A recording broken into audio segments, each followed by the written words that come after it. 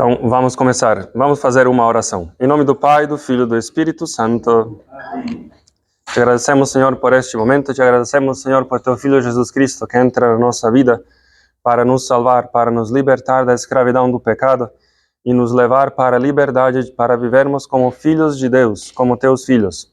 Ajuda-nos, Senhor, hoje com Teu Espírito Santo, possamos entrar nesta quaresma, possamos entrar na morte, na paixão com Jesus Cristo, para que com Ele ressurjamos para uma vida nova. Isso te pedimos, invocando o Teu Espírito Santo. Vinde, Espírito Santo, enchei os corações dos vossos fiéis e acendei neles o fogo do vosso amor. Enviai o vosso Espírito, e tudo será salvo, e renovareis a face da terra. Oremos. Ó Deus, que instruistes os corações dos vossos fiéis com a luz do Espírito Santo, fazei que apreciemos retamente de todas as coisas, segundo o mesmo Espírito, e gozemos sempre da sua consolação. Por Cristo, Senhor nosso. Amém. Muito bem. Podemos começar. Bom dia a todos. Estamos hoje aqui. Já iniciamos a quaresma, mas é sempre oportuno dar uma palavra, fazer uma breve pregação, que talvez não seja tão breve, mas uma pregação que nos ajuda a viver o tempo de quaresma. Eu dividi um pouco em como que duas partes. Tem uma parte, a primeira, que vamos tratar um pouco do espírito da quaresma, como a igreja orientou as leituras um pouco, para entender qual é o espírito. E depois, pois é um convite sempre à conversão. Se o que nós fazemos aqui na igreja é pregar, anunciar o amor de Deus, é também anunciar uma conversão. Não é que Deus não ama os pecadores, Deus ama a todos. No entanto, a pergunta é, nós amamos a Deus? Deus é misericordioso para com todos. Mas a pergunta é, nós pedimos a misericórdia? Ou tantas vezes buscamos outras coisas? Então, o tempo de quaresma, o tempo próprio para a conversão, esse tempo, mais do que tudo, é um tempo batismal. O tempo da quaresma servia às pessoas, era uma preparação mais intensa para o batismo. O dia para receber o batismo, para dar o batismo, o próprio momento é a vigília pascal. Por isso que esse tempo era um tempo de uma preparação intensiva àqueles que iam receber o batismo na vigília pascal. Então, nós veremos também que a liturgia que acompanha todo esse tempo de quaresma é uma liturgia penitencial, mas é porque é uma liturgia batismal. Batismal. Convertei-vos e crede no Evangelho para receber o batismo. Batismo não se dava para que alguém se converta e creia. Batismo se dava para aqueles que se converteram e já acreditavam. Então, muitas vezes, hoje em dia, se entende mal o batismo. Sim, é uma porta para a vida sacramental, mas era dada para aqueles que já viviam uma conversão profunda. Uma conversão profunda. E vocês verão que na igreja ultimamente tem se falado tanto sobre esse catecumenato. Vamos instaurar outra vez o catecumenato, uma preparação mais extensa para o batismo. E o que a igreja nos dá todos os anos, pois uma preparação para que possamos reavivar o nosso batismo, para que possamos viver de fato o nosso batismo, que é entrar na morte com Cristo para ressurgir com Ele para a vida eterna, uma vida nova. Muito bem, tempo de quaresma. Tempo de quaresma tem umas características próprias. Então, obviamente, um tempo que precede a Páscoa, todos nós sabemos, mas um tempo de escuta da palavra de Deus e conversão, um tempo de preparação e de memória do batismo, de reconciliação com Deus e com os irmãos. E Deus nos dá nesse tempo alguns recursos. Nós dizemos as armas que a igreja nos dá para que vivamos bem esta quaresma: jejum, oração e esmola. Tanto é que quarta-feira de cinzas nós lemos o Evangelho de Cristo, Evangelho segundo Mateus. Jesus Cristo vai dizer: quando fores jejuar, não sejais como os hipócritas. Quando fores rezar, não sejais como os hipócritas. Quando fores dar esmola, não sejais como os hipócritas. Jejum, oração e esmola.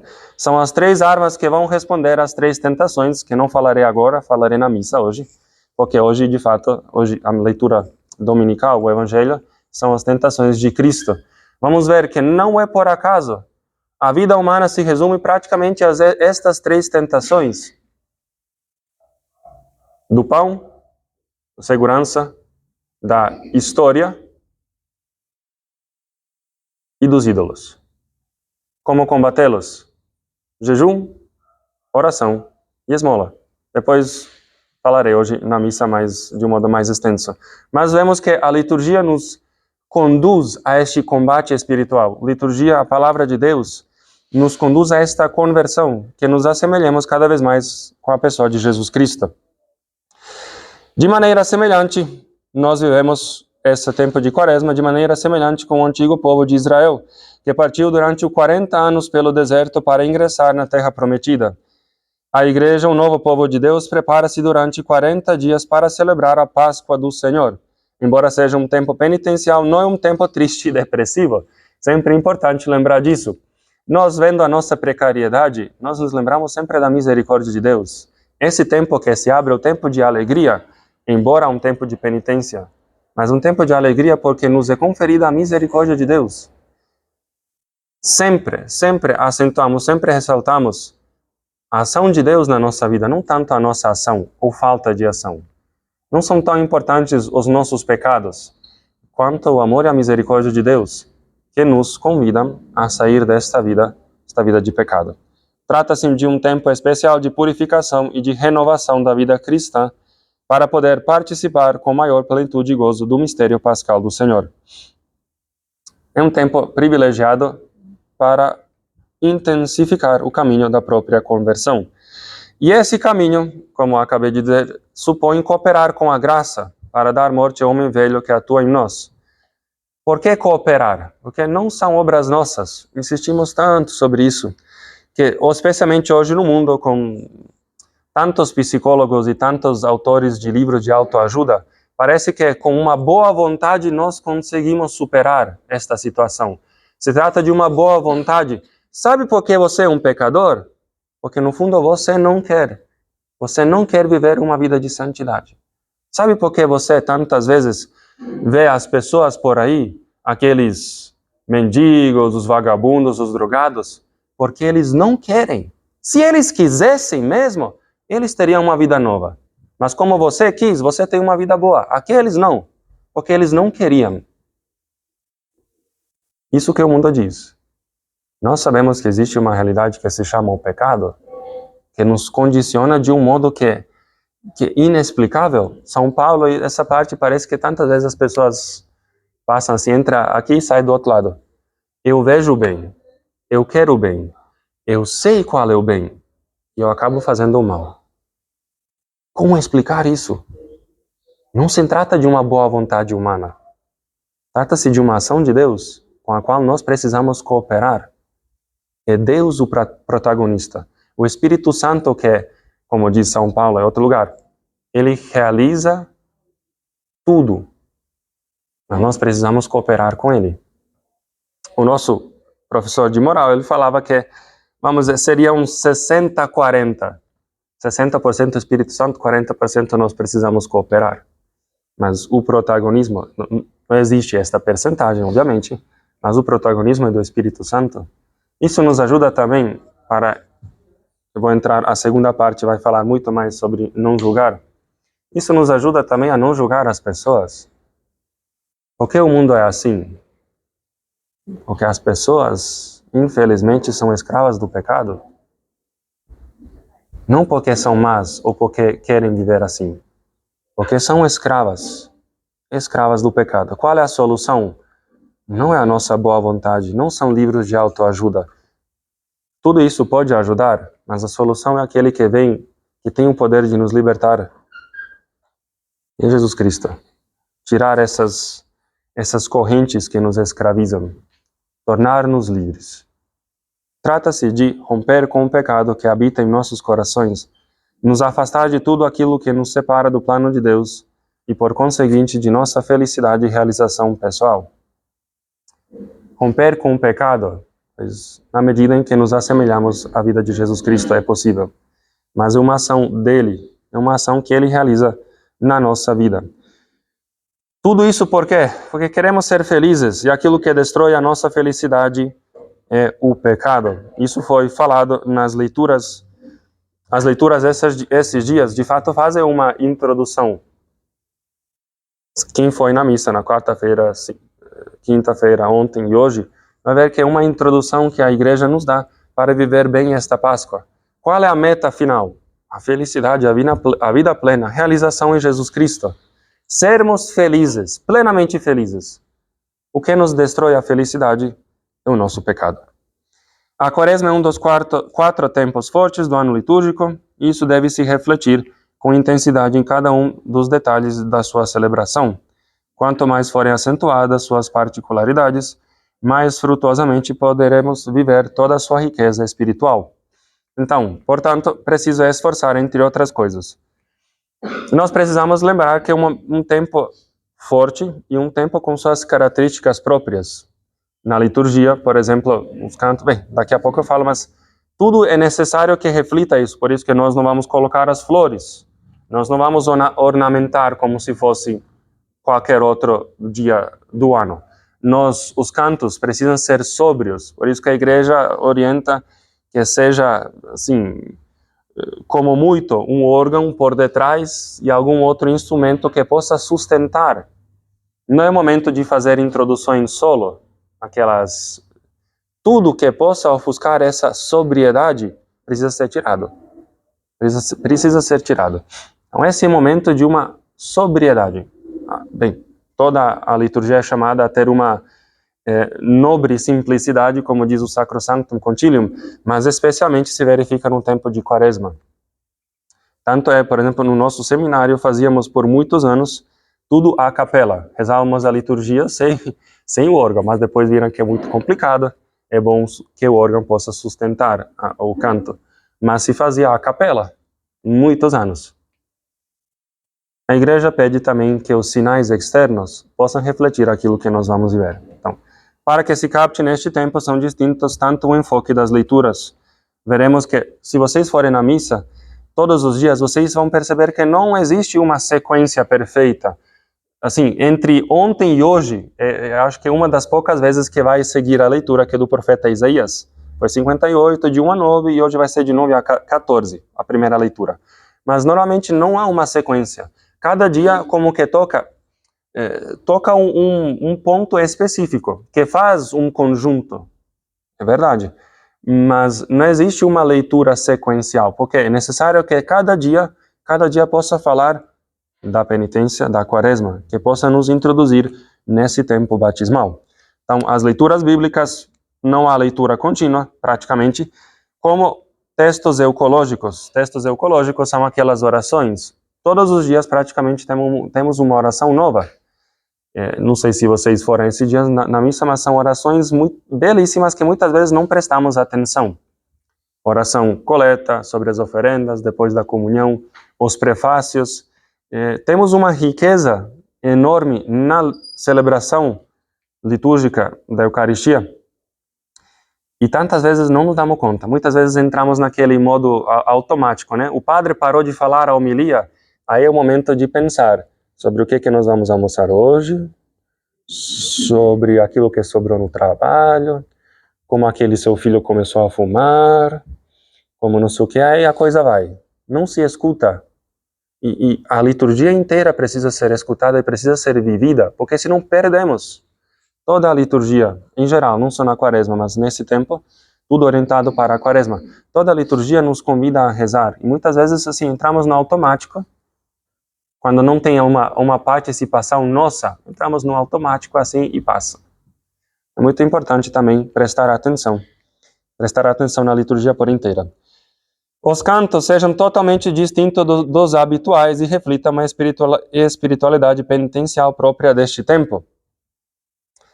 Então, por exemplo, tem aquele santo que eu não gosto, que eu não quero que se cante nunca. Mas esses dias cantaram, era Santo, Santo, Santo, Senhor Deus, eu não sei como vai.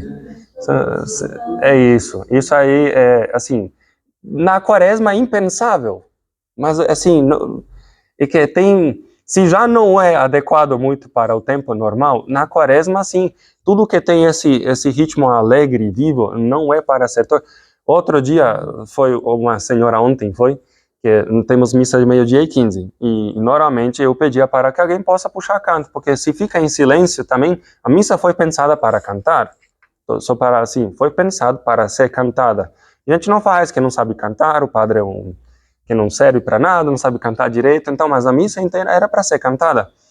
Então, a senhora puxou, eu não sei quem é a moça, cantou, tem uma voz maravilhosa, só que na hora da comunhão puxou assim: agora todos aqueles que sabem cantar, juntem-se. E eu querendo rasgar as vestes com brilho de cinza outra vez. Não é o momento. Se na missa em geral não é o momento de animar ninguém para fazer nada, muito menos na quaresma, a missa não é um show que precisa ser animado pelas pessoas. Não é esse momento. Na quaresma ainda menos. Não se fala nada que não seja necessário. E esse é um ponto que eu sei que depois nós poderíamos aqui falar da liturgia o ano inteiro, e não seria suficiente. Mas é necessário ter esse discernimento. Tempo de quaresma é um tempo de sobriedade. Sobriedade. Tudo que foge disso não convém. Então, esses comentários e tudo não convém ser feito, para obter uma ambientação sóbria e austera que se reflita ao caráter de penitência da quaresma. Então, tudo isso está em função dessa sobriedade e austeridade, que é um caráter penitencial da quaresma.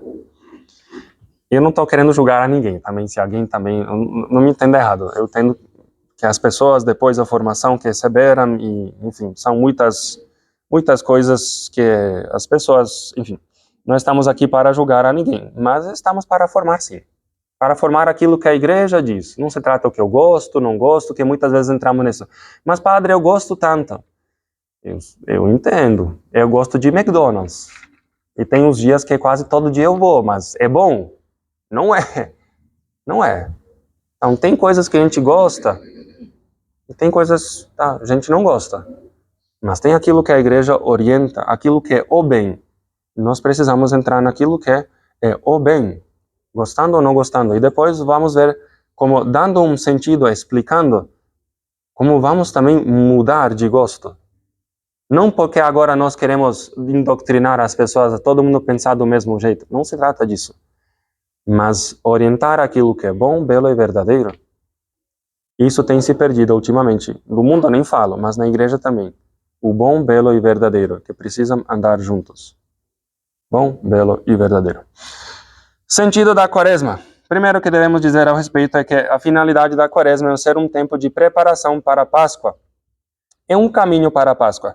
Não é portanto, não é um tempo fechado em si mesmo. Jejum, penitência em geral, não se fazem para fazer jejum e penitência, se fazem em vista de alguma outra realidade. Tempo de quaresma, um tempo de preparação para a Páscoa. A Páscoa é o momento central da nossa vida, da nossa fé. O tempo mais forte é o tempo pascal. A quaresma é um momento de nos preparar para aquilo que vem, que é a Páscoa. Então, esta preparação se apoia em dois pilares. Por uma parte, a contemplação da Páscoa de Jesus. E por outra parte, a participação pessoal na Páscoa do Senhor, através da penitência e da celebração, ou preparação dos sacramentos pascais, que é batismo, confirmação, reconciliação e Eucaristia. Vamos lá. Primeiro, nós contemplamos a Páscoa do nosso Senhor Jesus Cristo. Nós nos lembramos da ação de Deus. Nós nos lembramos, e o sentimento deveria ser gratidão, que o segredo, no fundo, da vida cristã é responder com gratidão ao amor gratuito de Deus. Isso, a vida cristã como que se resume a isso. Deus que fez um ato gratuito de nos amar, quando não deveria, deve ser respondido com uma gratidão. Nós olhamos para a Páscoa de nosso Senhor Jesus Cristo e deveríamos experimentar uma gratidão. Obrigado, Senhor, porque vieste aqui no meio de nós, entraste neste mundo para nos libertar. Deste a tua vida para que eu não perca a minha. Sim, isso é muito importante ver esse mistério. Ainda mais agradecer pela ressurreição, pela possibilidade de experimentar a vida outra vez, pela possibilidade de entrar na vida eterna. Isso contemplando um mistério pascal. Mas também nós somos chamados a entrar nesse mistério pascal. Não é somente uma coisa externa. Não é somente como um filme para ser contemplado que nos possa enriquecer espiritualmente. Não, nós somos chamados a participar. Nós somos chamados a ser atores neste filme, que é paixão e ressurreição do Senhor. Somos chamados a entrar dentro. Aquele filme, acho que é oportuno que se assista. Me parece uma inspiração de Deus, do Mel Gibson, Paixão de Cristo. Se Deus quiser, vai sair o outro, né, da ressurreição. É um momento oportuno para visualizar aquilo, para entrar. Mas, repito, não é como uma coisa externa. Somos chamados a nós entrar nesse mistério pascal. Porque se nós não entrarmos com Cristo na morte, não experimentaremos a ressurreição com Ele. E essa é uma coisa que muitos cristãos, infelizmente, nunca experimentam nesta vida a ressurreição, porque não entram na morte com Cristo. Sempre se torna algo externo. Nós estamos aqui para aprender coisas boas. Nós estamos aqui para que o nosso intelecto cresça, para que a nossa vontade seja mais forjada, mais firme. Não. Nós estamos aqui para entrar junto com Cristo no mistério pascal. Nós estamos aqui para aprender. Também. Mas estamos aqui para experimentar a mesma vida de Jesus Cristo. É uma coisa muito mais profunda, muito mais existencial. E a filosofia existencialista, que por um lado tem talvez feito alguns estragos por aí, tem nos ajudado também a viver de um modo correto a nossa fé. De um modo existencial. Não um modo simplesmente formal, intelectual. Um modo existencial. Vivermos de fato o que Cristo viveu. São dois pilares. Nós contemplamos o mistério pascal. Nós somos chamados a adentrar nesse mistério pascal. Afinal, qual é a nossa missão? Pois ser como Cristo, ser cristão é ser como Cristo. Como é que nós salvaremos o mundo? Vivendo como Cristo viveu, fazendo o que Cristo fez. Isso se faz entrando no mistério de Cristo. Somos chamados a, como Cristo, pois, dar a nossa vida por amor aos inimigos. É assim que se salva o mundo. Bem, a segunda parte vai chamar mais a conversão, ainda estamos na parte formativa. Então, nos incorporar ao mistério pascal de Cristo supõe participar do mistério de sua morte e ressurreição. Não esqueçamos que o batismo nos configura com a morte e ressurreição do Senhor. Voltamos a dizer, então o batismo já nos configurou, já recebemos como que uma semente, mas agora é necessário fazer com que ela cresça. Eu de vez em quando eu falo, eu sempre lembro, depois de umas férias que não foram muitos cristãos minhas, mas em minha defesa eu era seminarista, jovem, e era o primeiro ou segundo ano, estava em crise, enfim. E eu voltei para o seminário depois de ter aprontado. Aí o padre Juanjo, que era reitor na época, falou, Vânia, que ele nunca falava Vânia, né? Vânia, te digo uma coisa. Tu és como uma semente. Se eu pegar uma semente e colocar em cima da mesa, o que acontece? Nada. Sabe o que tem acontecido contigo? Nada.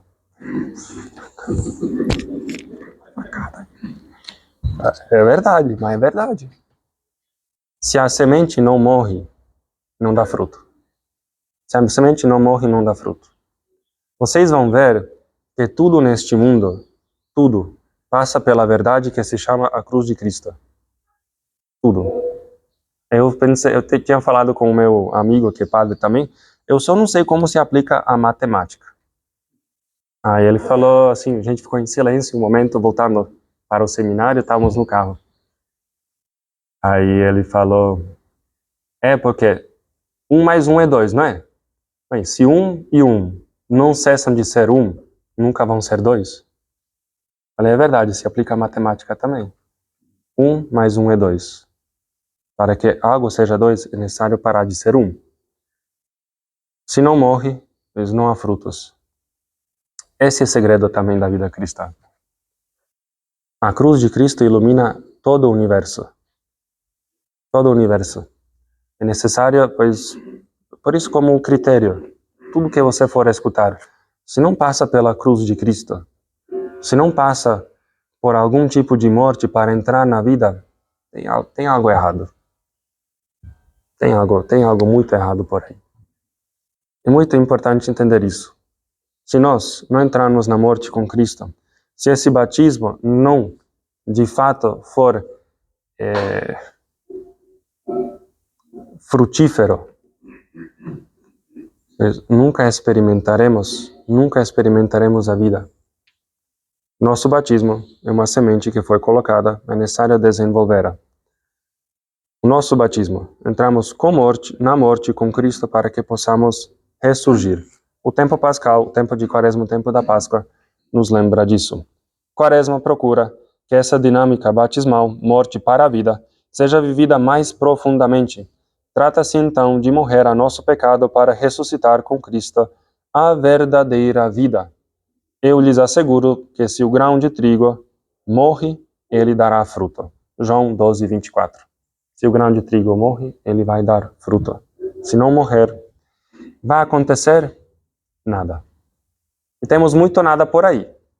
Eu tinha um pároco anterior, eu ficava na paróquia, ele falava, o Papuda está cheia de gente batizada. Tem alguma coisa errada aí. Se o batismo resolvesse tudo, por que a Papuda está cheia de gente batizada? Não é necessário batizar, é verdade, mas desenvolver esse batismo. E o batismo se desenvolve continuamente vivendo como Cristo viveu, entrando na morte para ressuscitar com Ele. Bem, já estamos quase terminando esta primeira parte. Estruturas do tempo de Quaresma. Para viver adequadamente a Quaresma é necessário esclarecer os diversos planos em que se move este tempo. Em primeiro lugar, temos uma Quaresma dominical com seu dinamismo próprio, independentemente dela. Tem uma Quaresma das feiras. Por exemplo, todo o primeiro domingo da Quaresma são as tentações de Jesus. Todo segundo domingo é a transfiguração. Depois vai variar. Mas os domingos seguem uma lógica própria até o domingo de Ramos. Tem uma estrutura. Agora, o tempo feriado é um pouco diferente, já entro explicando. Então, quanto à Quaresma dominical, se distinguem diversos blocos. Então, o conjunto dos cinco primeiros domingos formam uma unidade e contrapõe-se ao último domingo, domingo de Ramos, na Paixão do Senhor, que forma como um todo com as feiras da Semana Santa, inclusive com o tríduo pascal. Então, temos a Quaresma como que até domingo de Ramos, e o domingo de Ramos entra nessa Semana Santa que nos prepara de modo intenso a vivermos a Páscoa. Domingo de Ramos, muitas vezes as pessoas me perguntam, mas por que já no domingo de Ramos a gente escuta a Paixão do Senhor? Entre outras coisas, porque Sexta-feira Santa, a celebração, que não é uma missa. Por que não é uma missa? Sexta-feira Santa, aquela celebração. Como? Não, isso, mas é porque muitas vezes pensa que existe a distribuição da comunhão. Você lembra que ano passado celebramos, mas não é uma missa porque não existe a consagração.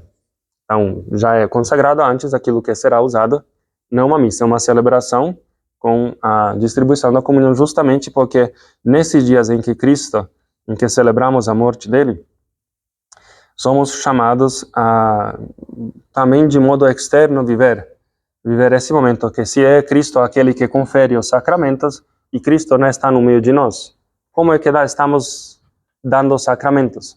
Por isso que a igreja orienta que nesses últimos dias não se faça nenhum sacramento a não ser da reconciliação, que é a confissão, e unção dos enfermos, mas assim na extrema necessidade, mas é melhor não fazer.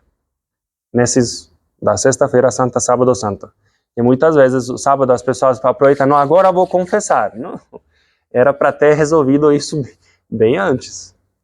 Mas a misericórdia de Deus aparece em todos os momentos também. Cristo não está morto, ele está muito bem vivo.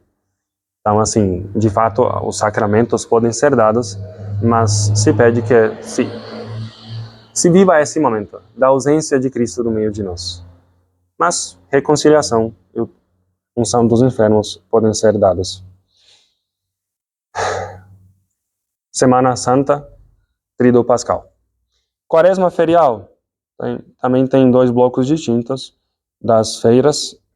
Tem das feiras, ou seja, das primeiras 4 semanas, centradas sobretudo na conversão e a penitência. Então, todos esses dias, nós escutaremos leituras que nos chamam à conversão, que nos chamam a fazer penitência. Depois, nas últimas 2 semanas, se sobrepõe a contemplação da paixão do Senhor, que se fará mais intensamente ainda na Semana Santa. A partir da 5ª semana, mudando um pouco o matiz, quer dizer, centrando mais atenção na cruz e na morte do Senhor. No fundo, aqui há uma visão teologicamente muito interessante. A conversão pessoal, que consiste no passar do pecado à graça, incorpora-se crescendo cada vez mais intenso à Páscoa do Senhor. É só na pessoa do Senhor Jesus, nossa cabeça, onde a igreja passa da morte à vida. Voltamos a dizer, nós somos chamados à conversão, somos chamados à penitência, mas isso se dá graças a uma pessoa que se chama Jesus Cristo. Por isso que esse tempo vai ter como crescendo, afinal estamos nos aproximando do mistério de Jesus Cristo. É Ele que nos dá esta passagem, é Ele que nos dá a Páscoa, não somos nós. É Cristo que nos dá a Páscoa, Cristo que nos faz viver esta vida nova, que nos faz passar da morte para a vida. E digamos, finalmente, que seria muito bom sublinhar com maior intensidade as feiras da última semana da Semana Santa, nas que a contemplação da cruz do Senhor se faz exclusivamente. Por exemplo, a paixão, prefácio 2, segundo da paixão do Senhor. Então, todos esse dia celeste prefácio que centra, faz-se contemplar a cruz do Senhor. Dizem que muitos santos se santificaram contemplando a paixão do Senhor. E muitas vezes parece que precisamos fazer muita coisa para entrar na conversão, parece que precisamos fazer muita. Contemplar a paixão do Senhor e desejar se unir a Ele. Na paixão. Isso nos dá a conversão. Ou melhor, Deus assim nos dá a conversão. Entrando com Cristo na paixão, passando com Ele para a morte, da morte para a vida.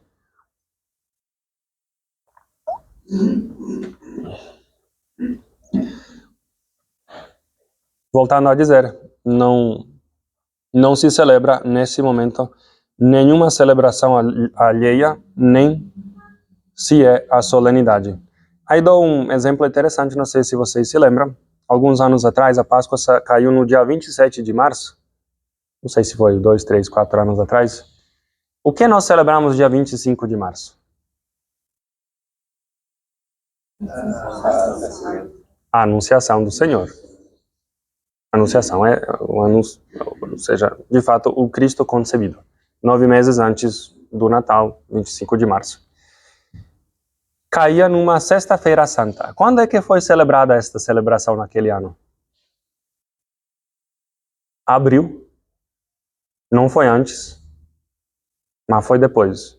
Porque durante a Semana Santa não tem como ser celebrada, muito menos na oitava pascal. Oitava pascal é a Páscoa. Aquele dia nós celebramos, todo dia celebrando a Páscoa do Senhor.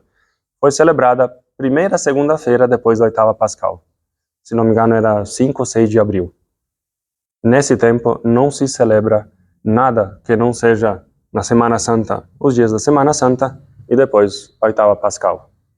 É sempre importante lembrar que esse é o momento central da nossa fé. Jesus, sim, que se encarna no meio de nós. Sem isso, obviamente, não seria a Páscoa.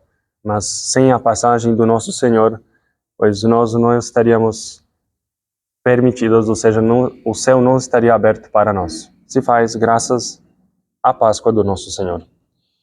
O lugar da celebração, como foi falado, deve-se procurar a maior austeridade possível, tanto para o altar, o presbitério e outros lugares e elementos celebrativos. Outra coisa importante é dizer que solenidades, festas e memórias durante a Quaresma quase não existem. A Igreja, na renovação, também tirou quase todas as festas desse tempo da Quaresma. Nós teremos pouquíssimas. Por exemplo, a São Cirilo e Metódio, que aqui no Brasil não é uma festa, é mais para a Europa, porque são dos padroeiros, né? Os copadroeiros da Europa. Cirilo e Metódio, dia 14 de fevereiro. Cátedra de São Pedro, dia 22 de fevereiro, que este ano caiu na quarta-feira de cinzas, como não é solenidade, não é transposto. São José, por ser uma solenidade foi transposta este ano, vai ser dia 18, porque dia 19 cai num domingo da quaresma, que tem como a preferência. Então, por ser uma solenidade, a gente não simplesmente apaga do ano, mas transfere para um dia antes ou depois. Foi transferida para o sábado, dia 18. Ano passado, você se lembra, foi no sábado também, dia 19 de março. E tem a outra solenidade, que é a Anunciação do Senhor, que é dia 25 de março. Celebrando estas solenidades, estas festas, ou se por acaso aparecer alguma outra, que, por exemplo, esses dias era São Policarpo, foi quinta-feira, se não me engano. São Policarpo, se é uma igreja dedicada a ele, que infelizmente não tem, aqui, às vezes temos pouca criatividade, né? Tem umas pessoas assim fantásticas que poderia ter uma igreja, por exemplo, São Policarpo. Se é uma igreja dedicada para ele, aquele dia vai ser uma solenidade para a paróquia. Então, se celebrará com solenidade, no entanto, lembrando que estamos dentro do quaresma, sempre adequando a celebração ao tempo quaresmal. São José, quando formos celebrar, será uma solenidade mais adequada para o tempo de quaresma, lembrando-nos de que estamos no tempo de quaresma. Muito bem, esta é a primeira parte terminada. Vamos agora para a segunda.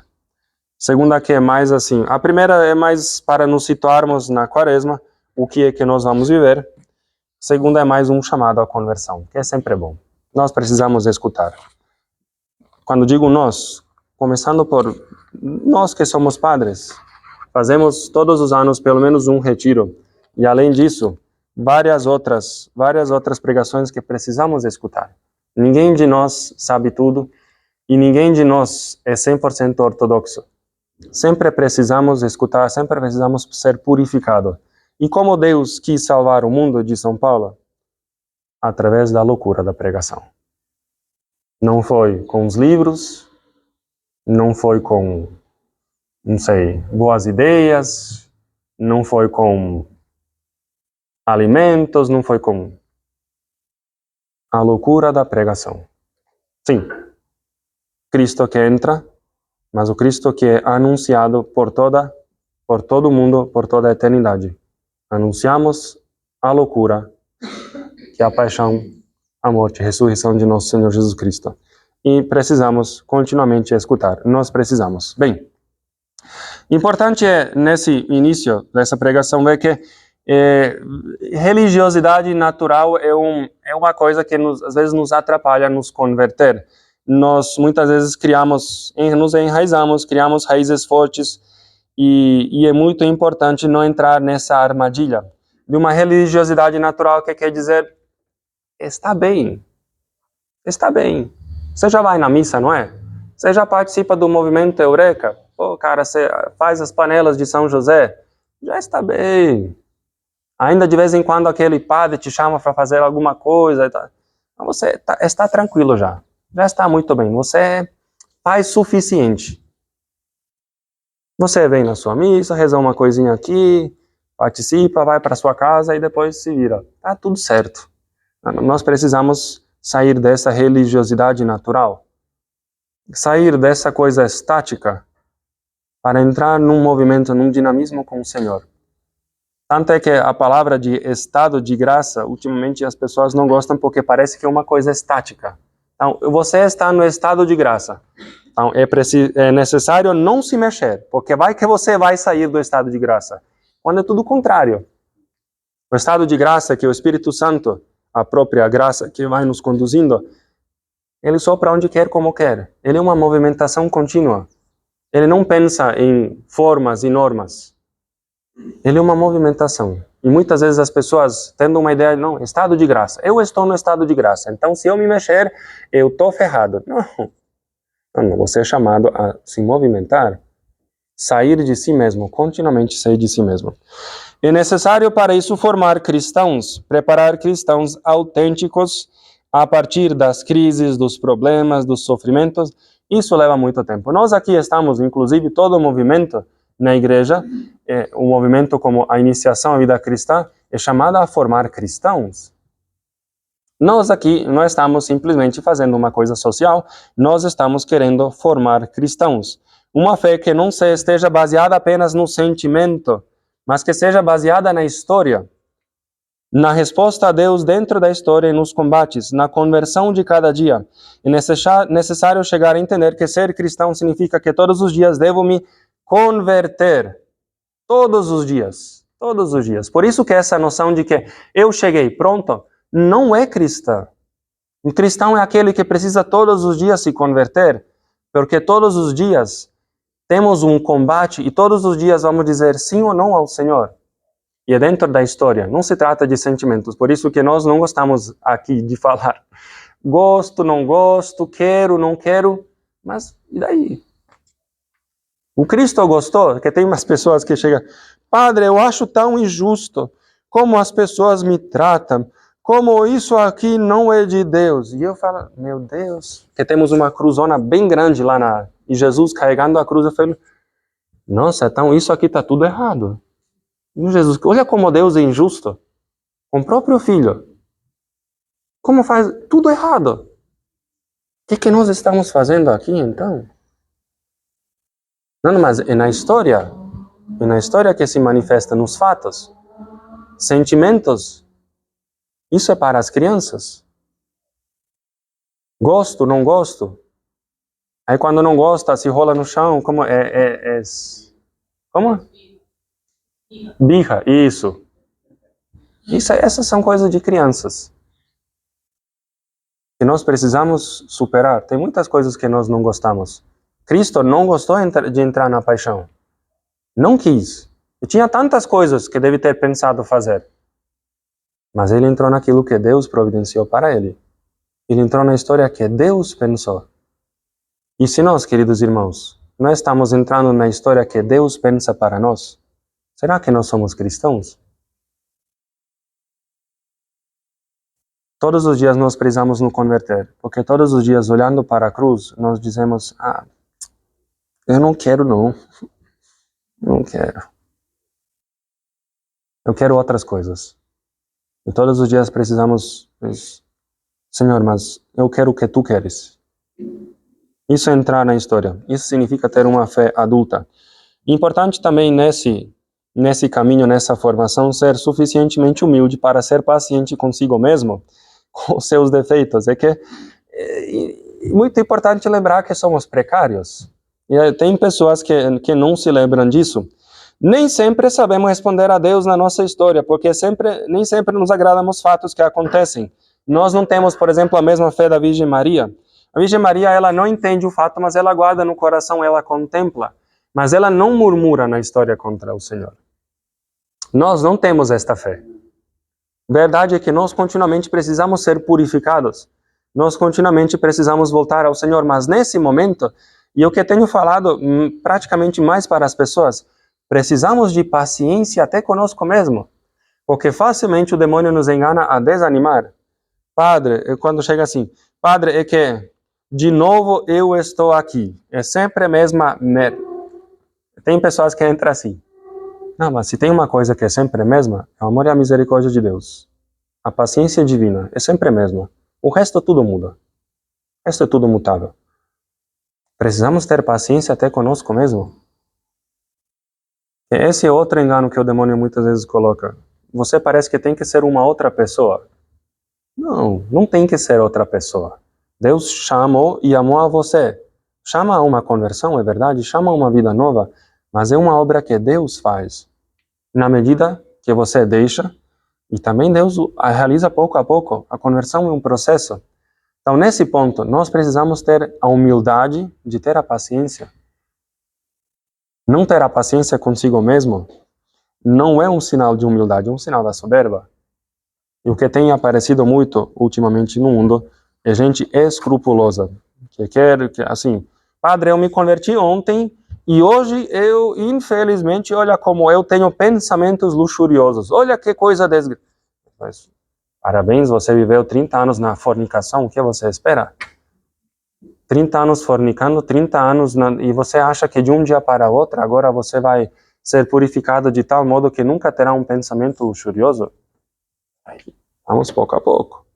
Pouco a pouco. Deus vai ajudando pouco a pouco. Nós somos predestinados para a vida eterna. Nós somos predestinados para a vida eterna. Deus nos pensou não para a morte, mas para que possamos viver.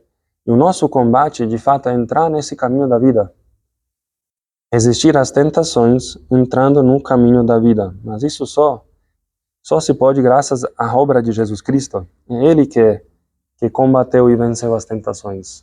Nós perdemos e perdemos muito, mas na medida em que nos assemelhamos com Ele, somos capazes de entrar na vida. Deus tem pensado para nós também um desígnio maravilhoso.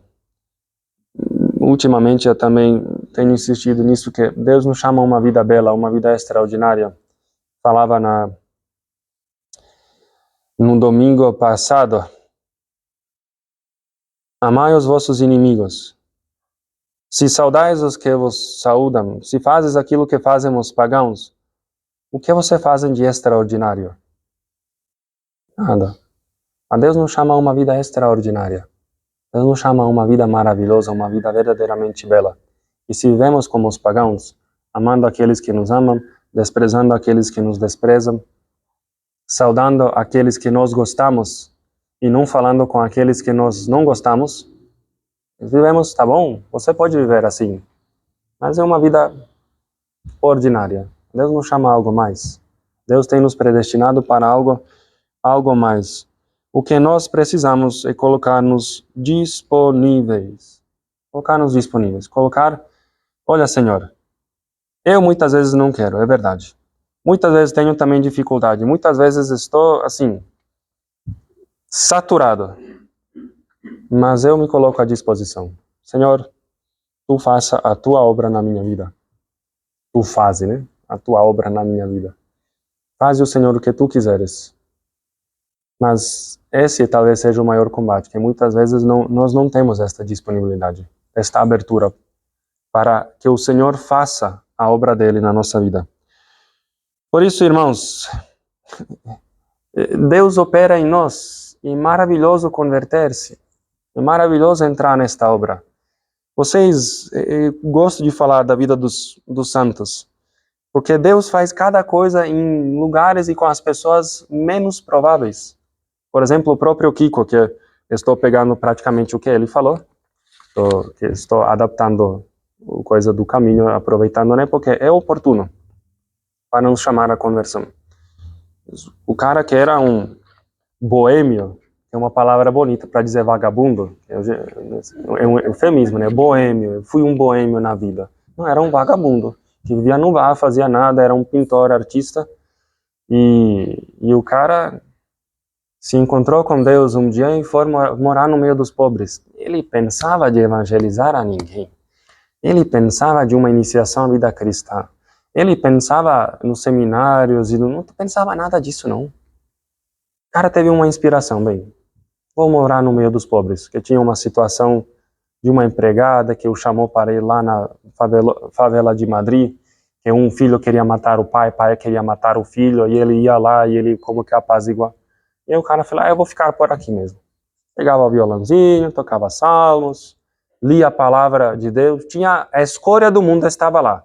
Assassinos, prostitutas, nunca falou para ninguém, olha, você deve se converter. Você deve mudar de vida. Você tem que parar de fazer isso. Não. Lá, cuidando da vida dele.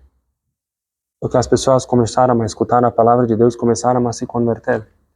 Depois chegou a Carmen, depois chegou o bispo, falou, olha, seria bom você ir lá, foram para Roma, 50 anos depois, tem no mundo inteiro. Ele pensou nisso? Não. Ele se colocou à disposição. Colocou-se disponível. Eu estou aqui, seja o que for.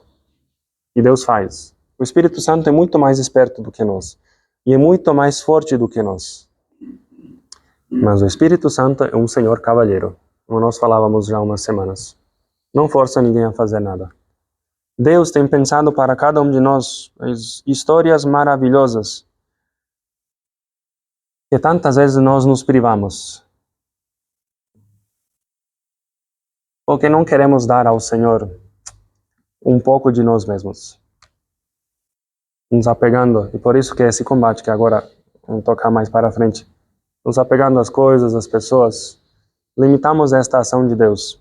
Deus, repito, tem pensado para nós coisas maravilhosas. É necessário colocar-nos disponíveis para o que o Senhor possa frutificar. Esses papéis. Para entender também, é importante sempre entender como o ser humano funciona. É importante também entender as disposições que temos por dentro. E os padres da igreja, tem um padre do deserto chamado Isaías de Gaza, do 5º século, ele fez umas ramificações do mal. E vocês vão ver como estamos cheios de coisa dentro. E como às vezes não percebemos como o mal age dentro de nós. E ele vai dizer, os ramos da soberba. Uma das ramificações é escandalizar-se por não ser considerado. Escandaliza-se porque não lhe fala mais coisas. Olha como ninguém fala nada para você. Olha como você não é desprezado continuamente. Olha como você não tem os seus direitos. E o demônio vai trabalhando aí. Ninguém considera você. Ramos da soberba. E por que tem que me considerar? E por que me tem que falar todas as coisas? Por que tenho que saber de tudo? Por que eu tenho que ser considerado e consultado? Ramos da soberba. Outros ramos da soberba. Falta de submissão ao próximo. Confiança em si mesmo. Desejo de ser alguém. Desejo de ser famoso. E interessante, Isaías de Gaza, no 5º século, vocês escutaram a ladainha da humildade? Ladainha da humildade que fez um cardeal, acho que no final XIX, século XX. Depois, leiam, procurem na internet, ladainha da humildade. Vocês vão ver como aparece tudo o contrário. Senhor, dá-me o desejo de ser submisso, de desconfiar, desejo de ser ninguém, desejo de não ser famoso, de não ser consultado, de não ser considerado. Está falando aí, humildade. E vamos ver como a soberba nos permeia todo o nosso ser. Por isso que às vezes as pessoas vêm confessar e falam, não, padre, fiz isso, fiz aquilo. Pois é fruto da soberba. Não, padre, não é soberba não. Ai, meu Deus. A soberba que faz tudo o resto. A soberba é o início de tudo. Está na origem de tudo é a soberba. Porque aí é necessário primeiro conhecer o que temos no nosso coração. E ver que muitas vezes sim queremos ser consultados, considerados, queridos, amados, respeitados. Mas o caminho da vida é o caminho da humildade. O caminho da soberba é o caminho para a morte. Ramos da avareza, o afã pelo dinheiro, amor ao dinheiro. Não crer que Deus cuida de você. Avarento assim porque desprezou as promessas, porque Deus disse, por que vos angustiais pela vida, sobre o que comer ou vestir? Não está lá no Evangelho? Por que vos angustiais? O avarento não escuta isso. E se escuta, ele despreza. Tem despreza por esta palavra, diz, mas é estupidez, o que é esse? Deus cuida de nós. Não, você precisa ir fazer todas as coisas, depende de você. Se você não trabalhar, se você não se esforçar, se você não fizer tudo direitinho, é porque... E por isso que temos gente que não consegue dormir, fica a noite inteira assim. Meu Deus, eu tenho que pagar, eu tenho que acertar, eu tenho que ir lá amanhã, eu tenho que falar, eu tenho que resolver, eu tenho que. Sim. Pode viver assim. Pode viver. Mas pode viver em uma paz, sabendo que Deus é que cuida. Obviamente precisamos... Obrigado. Obviamente nós precisamos trabalhar. Volto a dizer, nós precisamos de cooperar. Precisamos de cooperar com a graça. Nós precisamos fazer a nossa parte, mas lembramos-nos que Deus que cuida. Os jesuítas têm esta frase famosa que nós fazemos como se tudo dependesse de nós, mas confiamos em Deus como se tudo dependesse dele. Confiar em Deus. Deus é nosso Pai. O avarento, não. O avarento não tem pai, não. Deus não cuida. Ele tem que fazer tudo. O outro ramo da avareza é vanglória. O avarento é um vanglorioso. Ama muito o conforto, estar bem, deseja a glória mundana. O avarento é um implacável, tem um coração duro. Claro, porque se tudo depende de você e você conseguir uma coisa, o outro é um vagabundo que não faz nada. Claro que é duro como todos os outros. Por que você se não esforça como eu me esforcei? Essas coisas que eu conquistei, fui eu que fiz. Só que Deus está lá e pensando, olha, outro ingrato. Tanta coisa que dei para ele, o cara nem percebe. Nem percebe. São Paulo diz, e com razão, o que tens que não tenhas recebido? Então, de que te vanglorias? Vocês talvez tenham alguma coisa, está hoje, não, porque eu me esforcei. Sim, mas curioso. E se você tivesse pegado um câncer e ficado 5 anos em tratamento, quando era novinho, você teria feito tudo hoje que você tem? Ou se você tivesse sido assaltado no início da sua vida, e se alguém tivesse matado você, a sua família teria... Ah, padre, mas de fato não aconteceu. Aplicamos tudo como se nós fizéssemos, tudo como... Esquecendo que Deus leva a história, Deus também cuida. Muitas vezes não percebemos, e ainda mais, somos tantas vezes ingratos, não sabendo valorizar aquilo que nós temos. Avareza. Outra ramificação da avareza, falta de consciência. A avareza destruiu a alma, falta-lhe compaixão. A avareza lhe endureceu o coração. Tem dureza dentro e não crê no juízo divino. Não crê que há um Deus que castiga, crê no dinheiro. Que afinal, o dinheiro vai resolver tudo. Porque se nós tivéssemos uma justa distribuição do dinheiro, o mundo seria maravilhoso. Eu queria fazer um sinal, mas não vou fazer porque está sendo transmitido. Um sinal que eu penso disso. O problema no mundo não é o dinheiro. Isso não...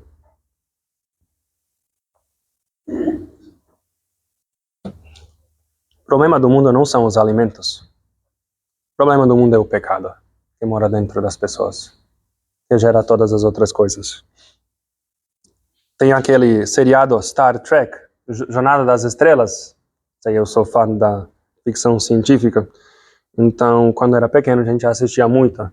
E eles falaram, não, nós, assim, século lá, 24, não, nós acabamos com as guerras do mundo porque acabamos com a pobreza.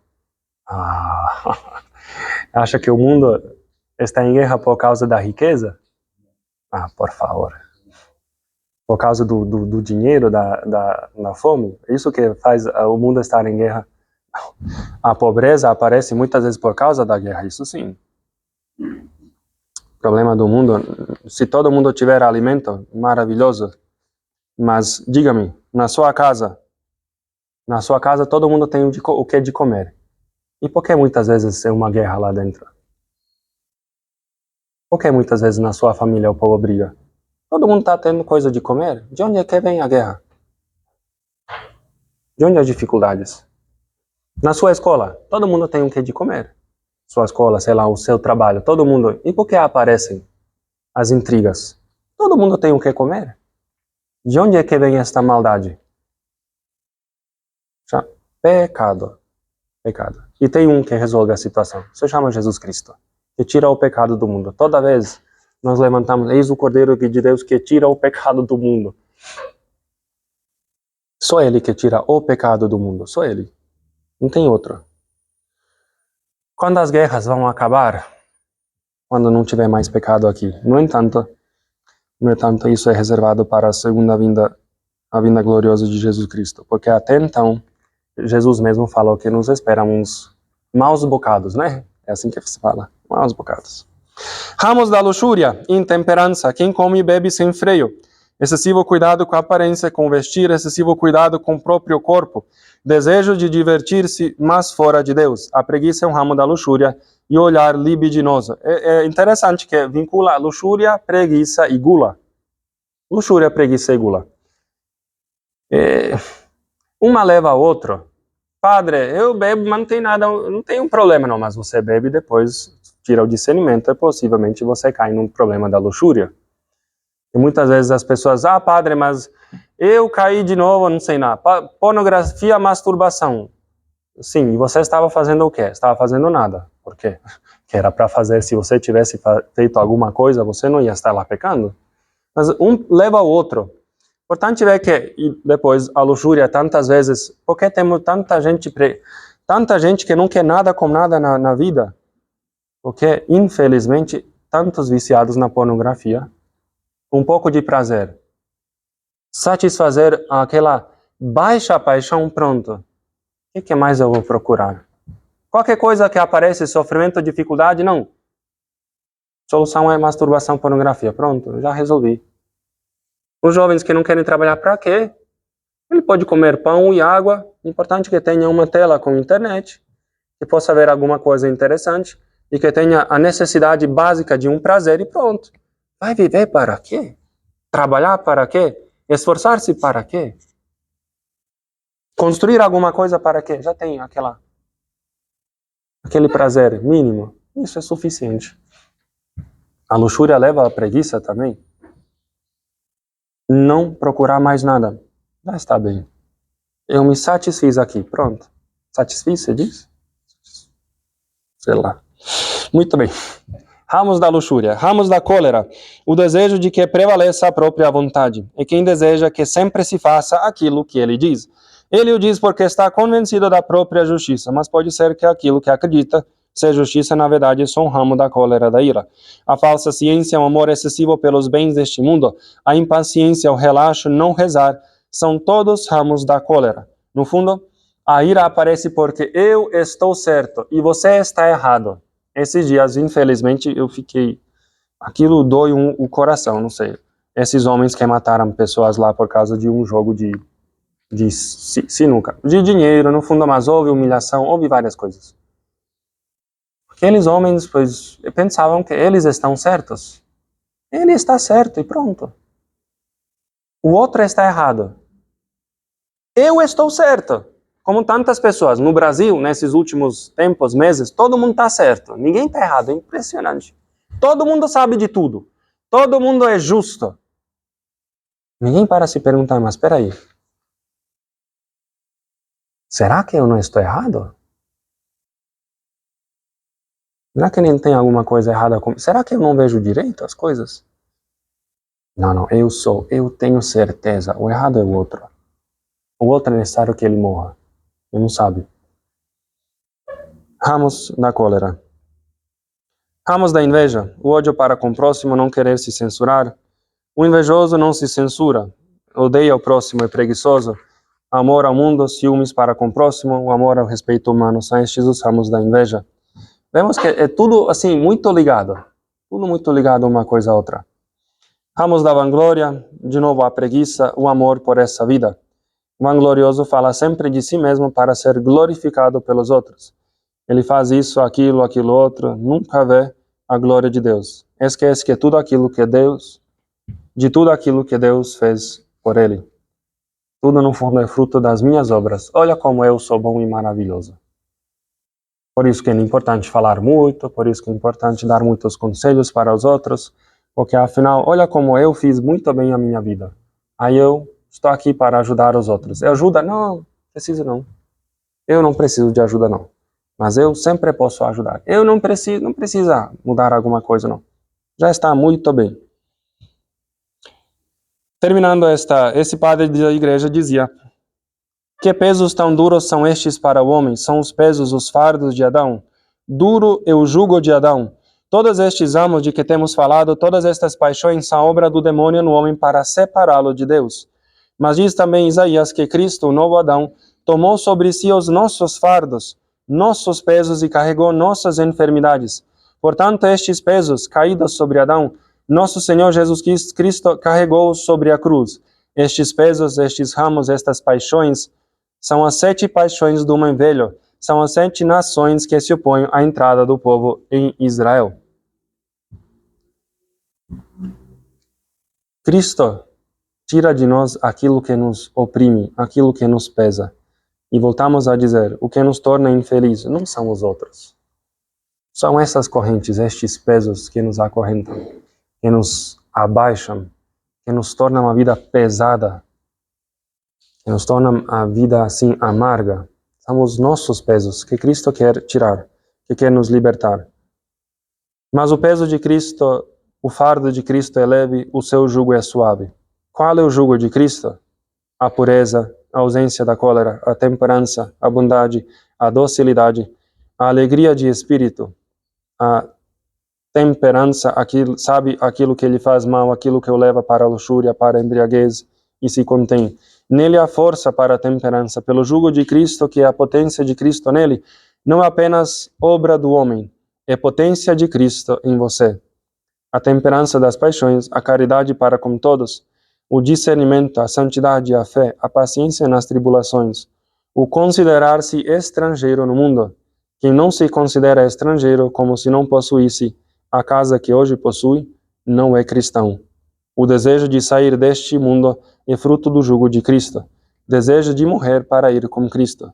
São estes os pesos leves, as cargas que Cristo ordenou aos cristãos a carregar. Este é o caminho da salvação. É o que dizia este padre da igreja do século V, Isaías de Gaza. Viver neste mundo como se não estivesse. Padre, eu tenho tanto medo de morrer, eu tenho tanto medo da guerra na Rússia, eu tenho tanto medo, mas... E por quê? Se a vida eterna é muito melhor que esta, ter medo de quê? Mas essa é uma coisa que não sei, é que a partir de agora é verdade, o padre falou, então não vou ter mais medo. Não se trata disso. Não, o Espírito Santo é que faz isso. É uma obra de Deus. Por que o São Policarpo, que celebramos estes dias, era capaz de entrar no martírio? E quando estavam querendo pregá-lo no poste para queimá-lo vivo, ele disse, não precisa. Eu vou ficar aí, não vou sair não. E diz que as chamas nem pegavam nele, tiveram que primeiro matá-lo, acho que deram uma espadada nele, e depois o corpo queimou. Porque ele é capaz de dizer, não, pode deixar, eu fico aqui mesmo, eu não saio daqui. Porque já se encontrou com a vida eterna. Já se encontrou com o Espírito Santo que ele deu a vida. E morrer, falava, renuncia a esse Jesus Cristo. 86 anos, ele me fez bem. Para que eu vou renunciá-lo? Agora. É que tantas vezes somos enganados, queridos irmãos, a ser preso, viver preso neste mundo. Quando Deus pensou para nós a liberdade da vida eterna, que é uma realidade futura, de modo pleno, mas que começa aqui. Não é uma coisa que você vai, assim, racionalmente, não, é verdade, assim mesmo, a partir de agora, não, mas é necessário que o Espírito Santo faça esta obra. Faz naqueles que acreditam. Naqueles que dizem, não, esse padre está doido, não sabe o que está falando, esse mundo, sim, esta vida aqui, é necessário tudo acontecer aqui, a justiça e o direito, a igualdade, não sei o que coisa mais. Então, tá bom, é o modo de viver, ninguém fala nada, é o modo de viver. Só que aparecem os pesos que tornam esta vida tão dura e amarga. Quando Deus nos pensou para viver uma vida leve, uma vida simples, mas uma vida feliz, uma vida livre. Muito bem, agora vamos ficar de pé, vamos ler o Evangelho de São Lucas. Senhor esteja convosco. Proclamação do Evangelho de Jesus Cristo segundo São Lucas.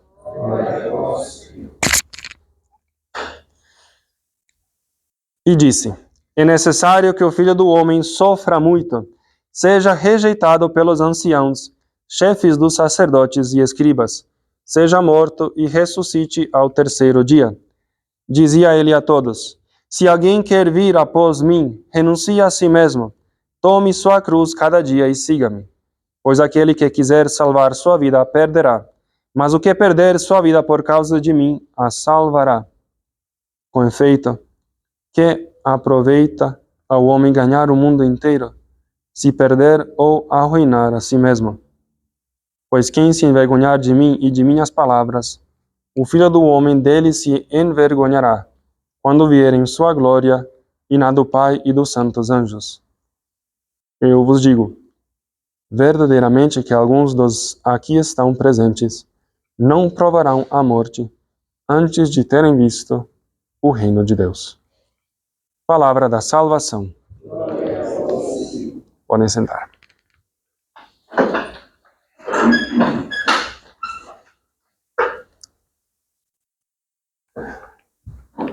Deixa eu tomar uma água aqui.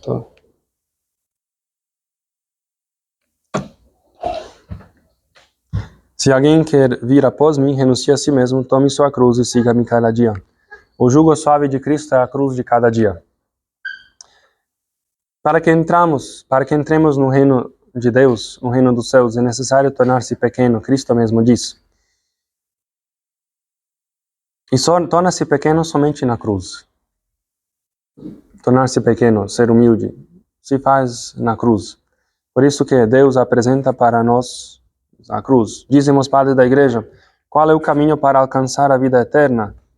Vá, venda os teus bens, toma a tua cruz e siga-me. Experimentar a liberdade, entrar na cruz. A verdade é, queridos irmãos, que tantas vezes, não queremos entrar na cruz.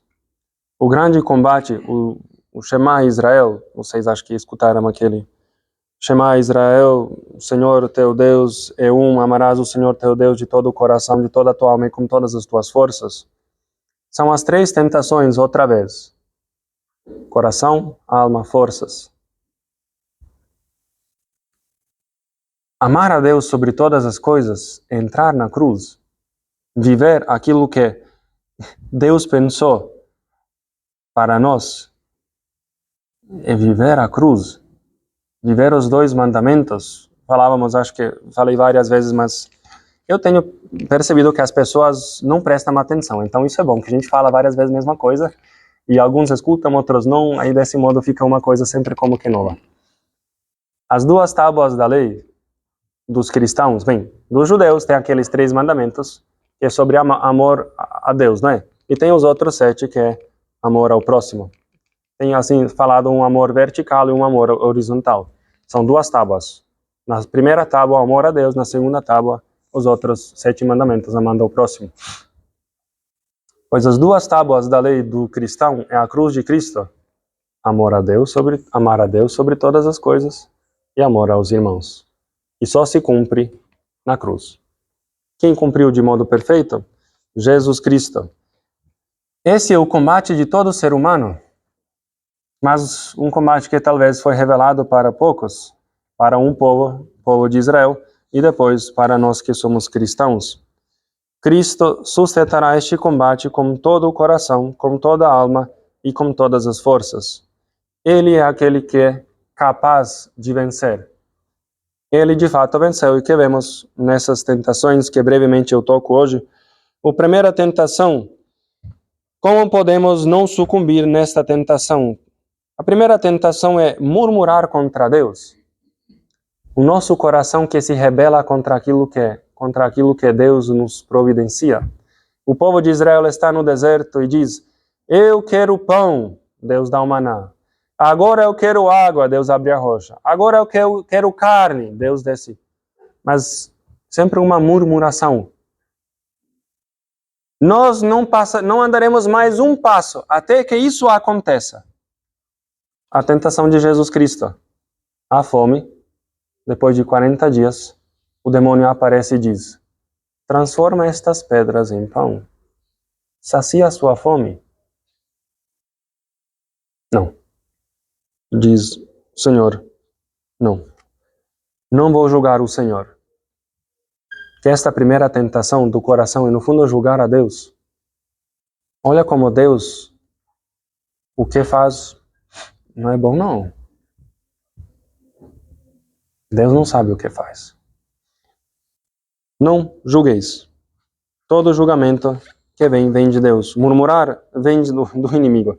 Murmurar, que é julgar a Deus, primeiro para a nossa conversão.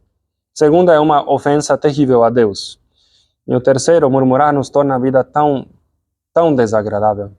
Tão desagradável. A raiz da infelicidade, no fundo, é sempre murmurar. Murmurar contra Deus, murmurar contra todos e tudo. Nunca nada está bom. Sempre deveria ser alguma outra realidade. Deus pensou a fome. Olha que coisa.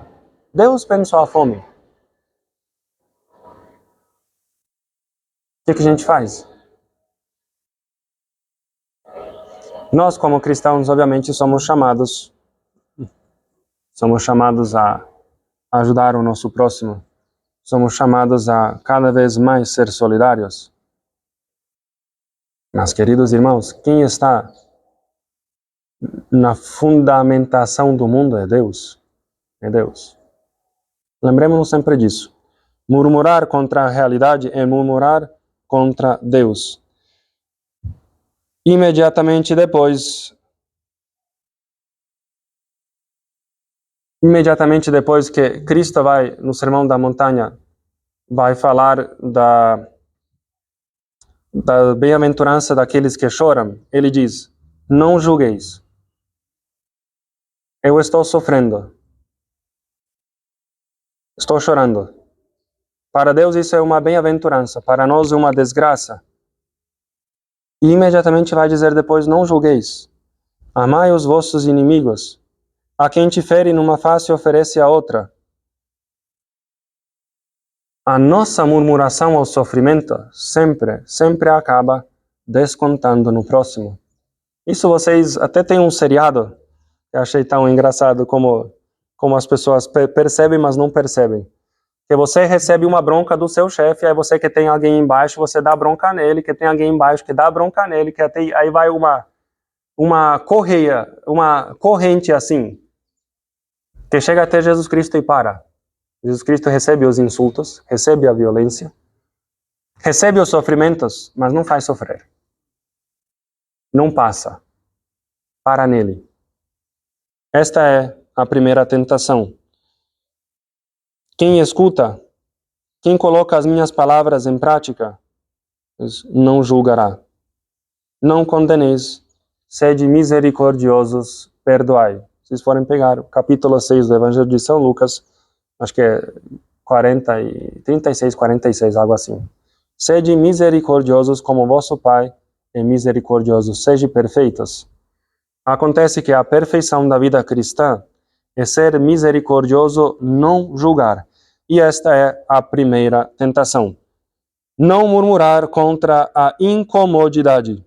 E como se luta contra isso, a igreja diz, jejua, peça ajuda ao Senhor, jejua, seja temperante, deixa de tomar vinho, deixa a televisão, a internet por alguns dias, ou outras coisas, enfim.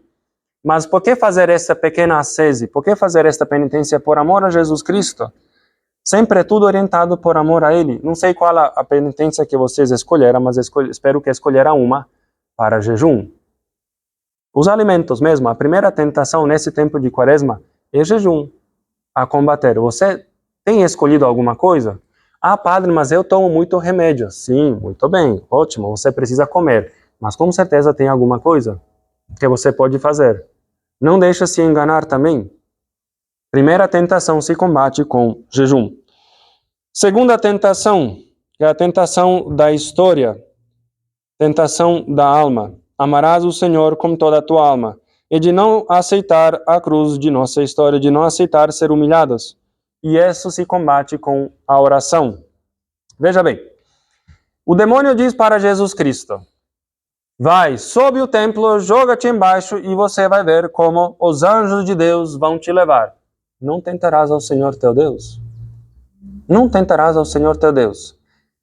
O demônio está dizendo para Jesus, mostra para o mundo quem você é. Demonstra como você vale, para que as pessoas finalmente aceitem você como o Messias.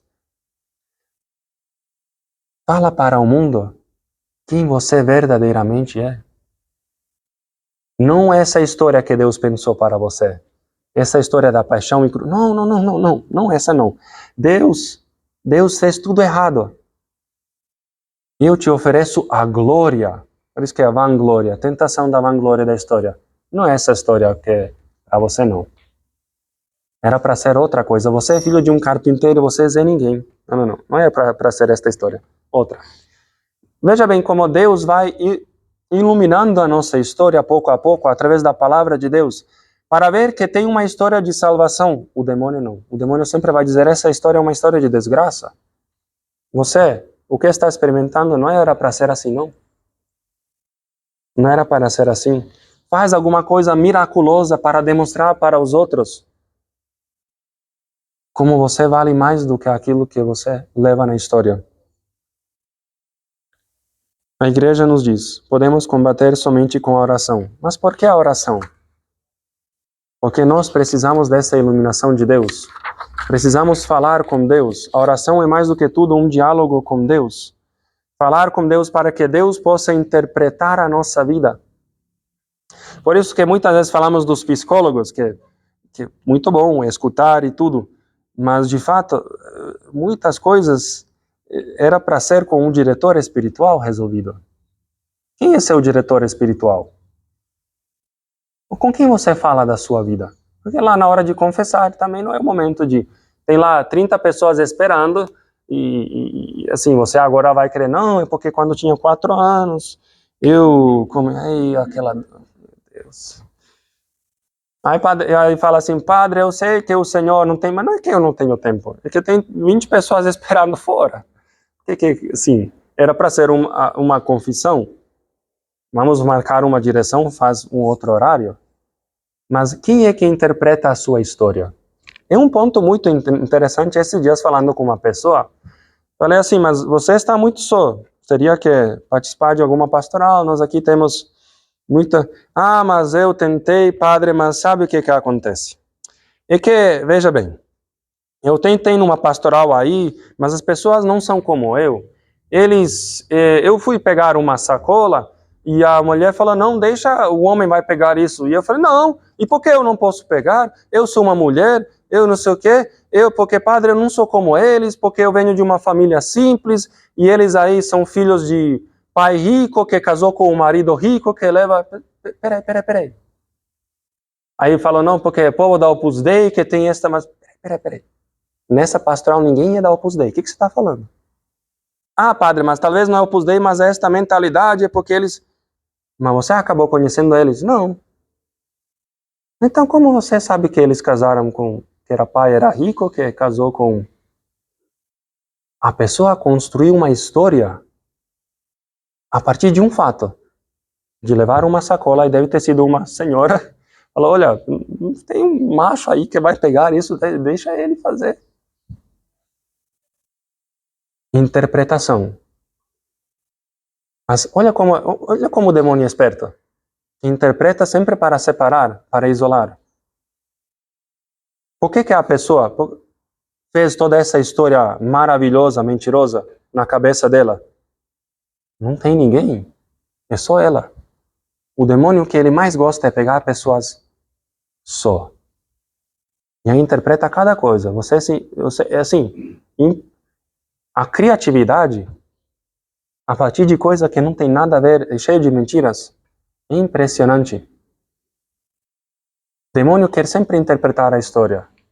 Por isso que nós precisamos rezar e precisamos das pessoas, a oração comunitária, porque as pessoas nos ajudam a ter um diálogo correto com Deus. Não entrar nessas ideias aí, criando histórias a partir da nossa imaginação. Não tem nada a ver com a realidade. Tentação da história, se combate com oração. Você tem pensado qual tipo de oração a mais você vai fazer nesta quaresma? Ou você já reza suficiente? Já reza, não, já é muito o que você reza. Ah, padre, mas eu não consigo, eu não sei. Rezar não precisa um lugar específico para rezar, não precisa ter muitas condições. Precisa uma disposição de querer falar com Deus, de querer dialogar. Só isso basta. Não nos deixemos enganar, queridos irmãos.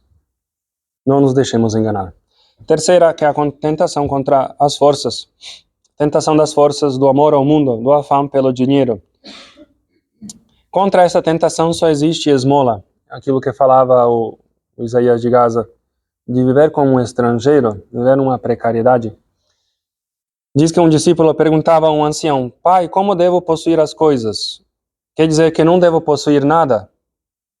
Não, respondeu o ancião. Possua tudo como se pudesses dá-las ao primeiro que te pedir. Ah, você tem um carro maravilhoso? Ótimo, bendito seja Deus.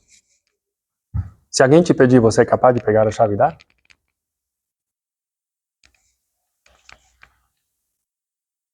Existem pessoas assim.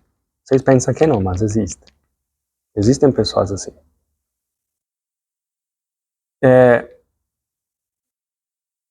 Ser livres.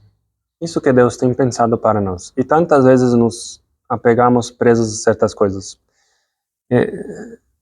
Falava esses dias com alguém e volto a dizer: seria estranho se um pai da família, uma mãe, não pensasse em aumentar o patrimônio. Seria estranho se um pai ou uma mãe quisesse viver uma vida de monge, de precariedade. Isso é inconcebível. Seria preguiça. Como seria estranho um monge querer aumentar o patrimônio. Isso é, assim, avareza total. Não cabe. Não, o pai da família, é o normal que ele aumente patrimônio, que trabalhe, que cada vez mais procura crescer, como também de um sacerdote ou um monge, enfim, alguém de ver uma certa precariedade, de não acumular as coisas. O importante é qual é a nossa relação com aquilo que nós temos. Somos presos a tudo que nós temos ou somos capazes de oferecer ao outro? Tentação das forças. Por que das forças? Porque eu fui que consegui isso. Eu consegui. E o demônio tem pego o mundo também numa idolatria tão grande, que tem tirado completamente o foco de Deus para as coisas desta terra. Para as coisas. Diz o Gaudium et Spes, lá o número 9 ou 10, acho que é 10. A raiz do pecado é que o homem amou mais as criaturas do que o Criador. Todas essas criaturas são maravilhosas, mas o Criador é muito mais. Se as criaturas são maravilhosas, como não deveríamos mais amar ao Criador que as fez? Tentação contra as forças, esmola. Você tem pensado numa esmola muito boa? Aquela que vai doer. Eu falava na quarta-feira de cinzas, é uma esmola que vai doer. Não é algo que é assim, 5, 10 reais, 100 reais. Você ganha mensalmente 10 mil, então você vai dar de esmola 100 reais, por favor. Isso é nada. Não, algo que vai doer. Não vou dizer os números aqui, mas algo que vai doer. Que vai dizer assim, padre, aquele padre desgraçado, estúpido me fez fazer isso. Não sei quem é mais estúpido, eu por ter escutado ou ele por ter falado isso. Algo que vai doer. E o que o demônio vai dizer depois, olha como você é sem noção. Mas vamos ver se Deus existe ou não. Vamos ver. Se vai ter um fruto ou não. Santo Antão diz que vendeu tudo, foi para o deserto. Vendeu tudo era rico. Deixou uma coisa para a irmã dele. Eu já vou terminando, que acho que o meu tempo está acabando, né? Vendeu tudo menos uma coisinha que deixou para a irmã. E depois vendeu isso também. A vida inteira o demônio estava falando para ele que ele é um estúpido. No entanto, Santo Antão, além de ser santo, santificou inúmeros homens. Sim, aos olhos do mundo é um idiota. Mas olha que é um dos homens que mais ajudou na conversão e na santificação das pessoas. Esmola. Depois cada um vai fazer segundo aquilo que considera. Mas que possa ser algo que vai doer. Não algo assim que todo dia a gente faz. Esmola na quaresma. Algo que possa doer. Um sinal de um desejo de conversão profunda. Segredo da felicidade. Irmãos, há um segredo em nossa vida, há um mistério maravilhoso, um segredo de felicidade. Qual é? Vinde a mim, todos vós que estáis cansados e oprimidos, e eu vos darei descanso. Aprendei de mim que sou manso e humilde de coração, e encontrareis repouso para vossas almas. Querem saber o que devemos fazer nesta quaresma para encontrar repouso? Suba sobre a cruz. Não descer da cruz, porque se desce, sofrerá muitíssimo. Olha, o mundo pensa exatamente o contrário. As pessoas odeiam a cruz. Diz São Paulo que entre nós há muitos inimigos da cruz de Cristo. Não sejamos nós. A cruz é a glória de Cristo. Como um homem, como um cristão pode entrar na glória? Na glória com Jesus Cristo crucificado. O que você encontra na cruz? A vontade do Pai. Lá se encontra que a vontade divina é o amor total ao homem. Enorme, e neste amor encontrará o homem a ressurreição.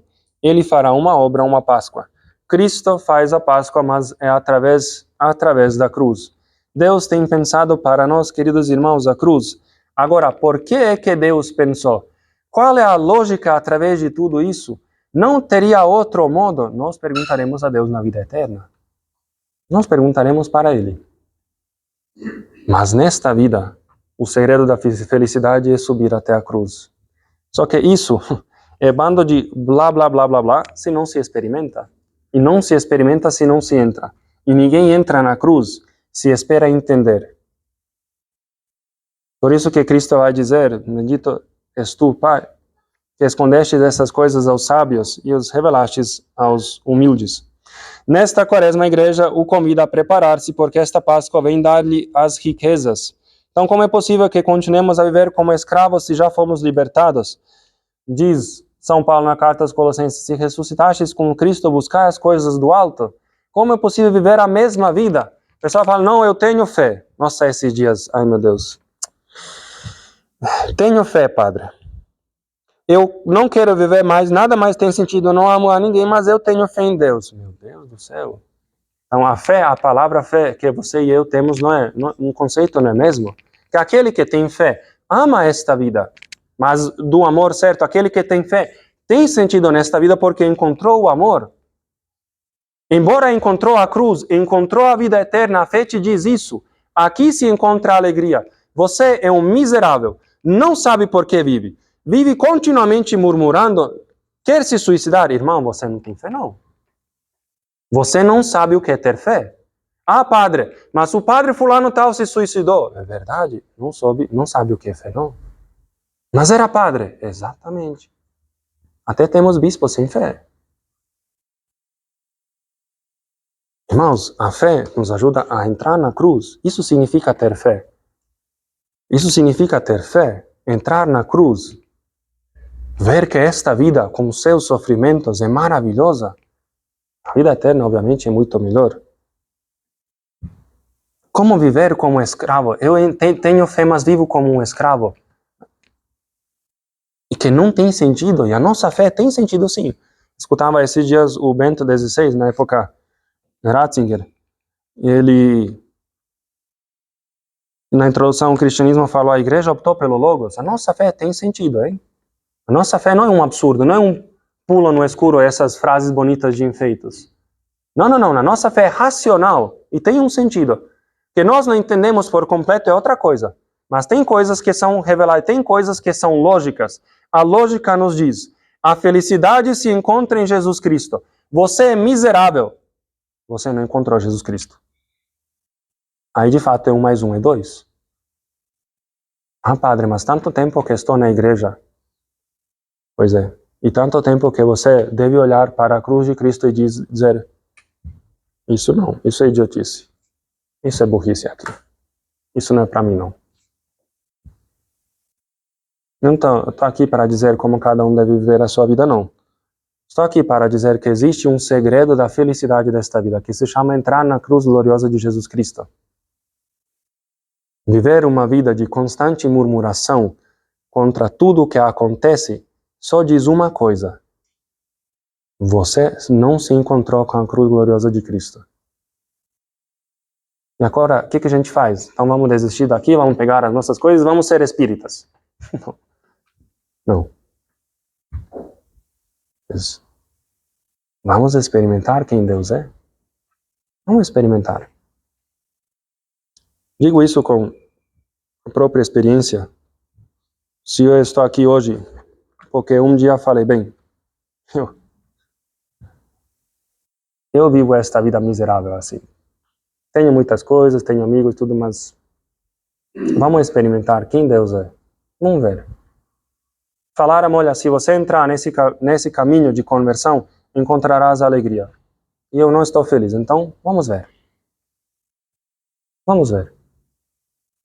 Nem encontrei a alegria, senão não estaria aqui falando. Imagina, se estamos aqui porque queremos ser miseráveis e porque queremos ser tristes, ou porque temos que fazer coisas. Não tem que fazer nada. O importante é, na cruz se entra com a liberdade. Na cruz não se entra porque o padre falou, ou porque o pai falou, ou porque a mãe ou o esposo é o esposo. Na cruz se entra porque você acredita e diz, não, é verdade, eu quero experimentar. Liberdade.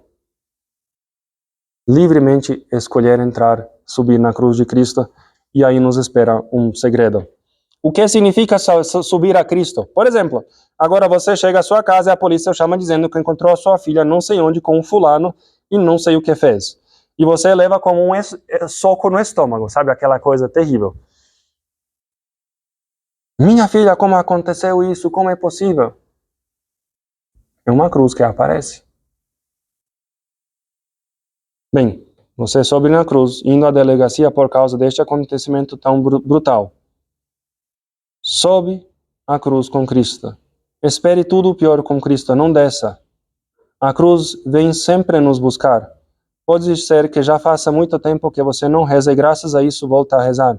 Subir sobre a cruz significa aceitar totalmente a sua realidade histórica, aquilo que o mata, que o destrói, aceitar como vindo de Deus, não resistir ao mal, é o coração do Evangelho, não resistir ao mal ou malvado, entrar na cruz confiando em Deus. O que é a glória do cristão? Assemelhar-se à cruz de Cristo. Entrar nesse sofrimento que Deus providenciou. O que é isso senão a única verdade? Este homem que foi morto é o próprio Deus. Deus se fez homem por nós e mostrou ao mundo o caminho da verdade. Disse, eu sou o caminho e não existe outro caminho fora da cruz de Cristo. Não existe. Quem quiser salvar a sua vida, a perderá. Quem perder a sua vida por causa de mim, esse a salvará. Esse a salvará. Então, eu digo, Vânia, me coloco diante de ti, da cruz de Cristo e digo, que distante eu estou. Vocês pensam que nós queremos entrar? Eu sou padre, quero entrar na cruz. Não, não quero entrar na cruz. Quero, como tantos outros, viver uma vida fácil e simples e que tudo. Mas aí é o caminho da morte. A cruz é o caminho para a vida. É aqui se encontra. Seria bom ter uma cruz aqui, né? Pra ter que virar para lá. Aqui se encontra a vida. E aí, é na cruz. Não é numa vida simples e fácil. A minha felicidade, aquilo que me foi anunciado pela igreja é que na cruz está a minha meta. Na cruz que está a minha alegria. Por isso que a loucura da pregação que salva o mundo. Aquele que acreditar. Aquele que acreditar. Para aqueles que isso é uma... tá bom. Para aquele que acreditar entrar na cruz, uma livre opção, encontra nele o sentido de encontrar a vida. Subamos então na cruz nesta quaresma, encontraremos repouso, descanso. Não é uma lei, não é uma moral, é um segredo que os homens desconhecem. Todos fogem da cruz, mas a cruz os alcançará, porque a morte chegará a todos. O nosso Senhor anuncia uma outra coisa. Vede que eu vim para abrir-vos um caminho na morte. Queridos irmãos, a conversão é um convite para todos nós viver aquilo que Deus quiser, não ter medo. Medo vem dessa realidade, dessa desconfiança de Deus. Deus tem pensado para nós coisas maravilhosas. Ter medo de quê? Infelizmente sabemos que existem ainda muitos inimigos da cruz. Não sejamos nós. A gente não fala aquela frase, essa frase sim é boa e bonita. Fugir como? O diabo foge da cruz. E se você está fugindo continuamente da cruz, você está agindo como? Diabo. E que, repito, nossa fé é lógica. É lógica, tem sentido. O sentido se encontra na cruz de Cristo. Considerar os outros queridos irmãos superiores a si. Somente assim é possível entrar. Aquele hino à cruz, a kenosis, que fala Filipenses 2, de 6 a 11, se não me engano. Tendo os mesmos sentimentos de Jesus Cristo, considerando os outros superiores a si, não se apegou à sua divindade, mas por amor se esvaziou. Somente entra na cruz quem considera os outros superiores a si. Quem se esvazia. Quem se esvazia. E aí contei a semana passada ou a outra semana, mas termino com esta historinha do santo. Do santo que se considerava muito muito santinho, né? Muito perfeito. E ele aparece o anjo, um dia que ele está rezando, ele fazia muitos jejuns, ascese, e ele aparece-lhe um anjo. Fala, olha, existe alguém mais santo que você. Ele fala, mas como é possível? Eu jejuo, eu tenho penitências, eu faço outra coisa. Por toda a minha vida procurei uma obra que fosse agradável a Deus. E acreditei, para ser agradável a Deus, que era preciso lutar contra os vícios, contra os prazeres, com jejuns. Mas acontece que existe um leigo mais santo que eu. E ele vai perguntar, como é possível? Que obra tu fazes que vale mais do que as minhas? E o leigo sapateiro diz, eu trabalho. Já na coreta diz, eu trabalho também. Diz o leigo sapateiro, eu vou à missa aos domingos. Eu também vou à missa aos domingos. Mas tu és casado, tem filho, o que tu fazes? Dou o dízimo, observo os jejuns e abstinências da quaresma. Mas tudo isso eu faço também. Enquanto falava, me apareceram uns moleques que estão brincando e começaram a blasfemar contra Nossa Senhora e contra Cristo, dizendo coisas horríveis. O monge diz, como podes trabalhar aqui ouvindo todas estas barbaridades? O que se passa na tua cabeça? E o sapateiro diz, toda vez que ouço uma barbaridade penso, este certamente está indo para o céu e não tenho certeza quanto a mim. Sempre que ouço uma blasfêmia digo, sim, agora ele está blasfemando, mas certamente esse é melhor que eu e está indo para o céu. E o monge diz, isso me supera. Considerar os outros superiores a ti. Se os outros estivessem sentados aqui, teriam sido muito melhor que você, muito mais santos, mas a você foi dado, a eles não. Se cada um de vocês tivesse recebido o que eu recebi, a formação que eu recebi, não é brincadeira, acho que seria bem mais santo que eu. Não, mas assim, acho que seria.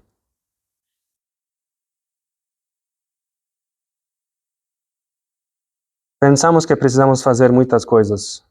Pensamos que se trata de tantas coisas e muitas ações.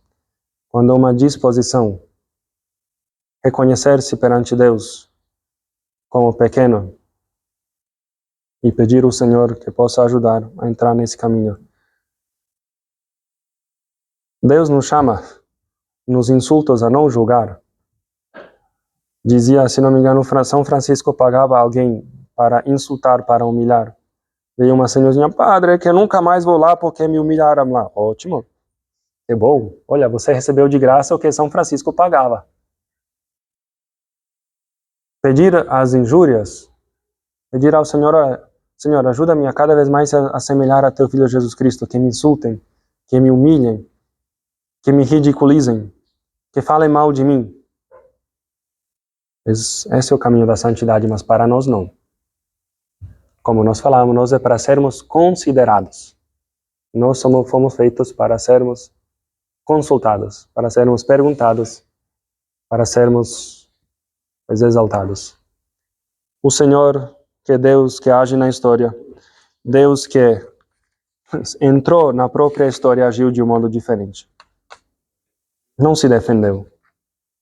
Não buscou a sua própria glória, mas buscou a salvação dos outros, entrando naquilo que Deus tem pensado. Queridos irmãos, se nós não temos o desejo de nos assemelhar a Cristo, que tipo de cristão somos nós? Se nosso desejo não é participar da paixão, da morte e ressurreição de Cristo, que tipo de cristão somos nós?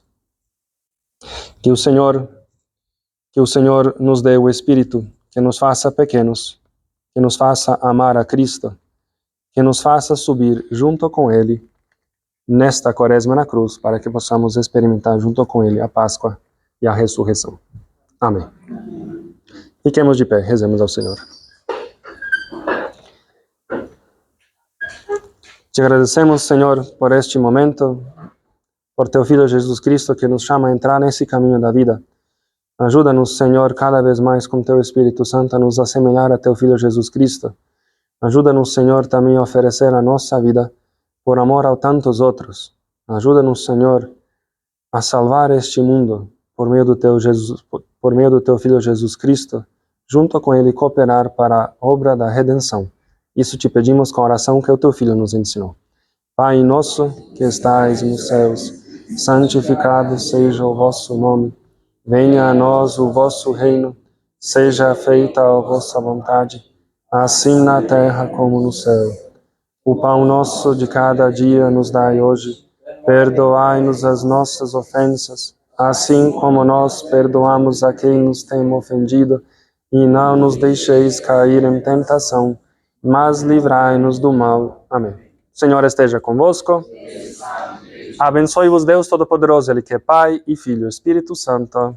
Amém. Ide em paz e o Senhor vos acompanhe. Graças a Deus.